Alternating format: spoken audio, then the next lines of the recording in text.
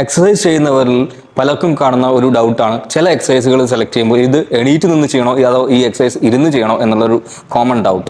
സ്വന്തമായിട്ട് എക്സസൈസ് ചെയ്യുന്ന വ്യക്തികളിലും അതേപോലെ ചില പേഴ്സണൽ ട്രെയിനേഴ്സും അവരുടെ ക്ലയൻസിനെ എക്സസൈസ് സെലക്ഷൻ ചെയ്യുമ്പോൾ ഈ ഒരു ഡൗട്ട് സാധാരണ കാണാറുണ്ട്. അവർക്കൊരു സൊല്യൂഷൻ ആയിട്ടാണ് ഞാൻ ഈ വീഡിയോ ചെയ്യുന്നത്.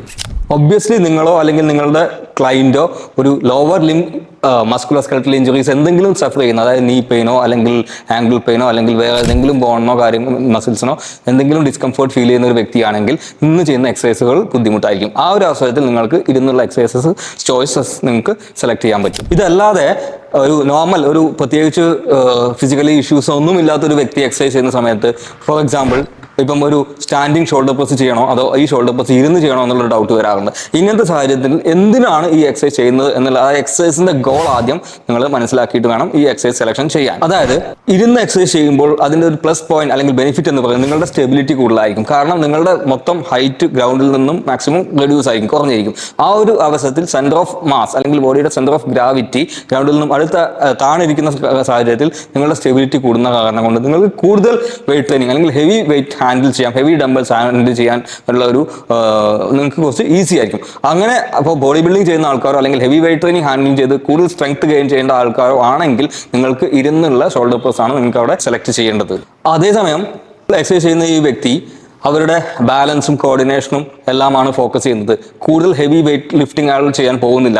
ഒരു light to moderate weight handle ചെയ്തിട്ട് സൈമൾട്ടേനിയസ്ലി അവരുടെ ബാലൻസോ കോർഡിനേഷനോ സ്റ്റെബിലൈസേഷനോ ഒക്കെയാണ് ഫോക്കസ് ചെയ്യുന്നതെങ്കിൽ ഈ എക്സസൈസ് തന്നെ എണീറ്റ് നിന്ന് ട്രൈ ചെയ്താൽ ഈ എക്സസൈസ് കൂടുതൽ ബെനിഫിഷ്യൽ ആയിരിക്കും. ഒരു വ്യക്തി അവരുടെ സ്റ്റാൻഡിംഗ് പോസ്റ്റുകൾ ഏതൊരു എക്സസൈസ് ചെയ്യുമ്പോഴും അവിടെ പ്രധാനമായും അവരുടെ സെന്റർ ഓഫ് മാസ് വലിയൊരു ഫാക്ടറാണ്. ഗ്രൗണ്ടിൽ നിന്നും സെന്റർ ഓഫ് മാസ് കൂടുന്നത്, അതായത് ഒരു വ്യക്തിയുടെ ഹൈറ്റ് ഗ്രൗണ്ടിൽ നിന്നും കൂടുന്ന അവസരത്തിൽ ഇൻബാലൻസിനുള്ള ചാൻസസ് കൂടുതലാണ്.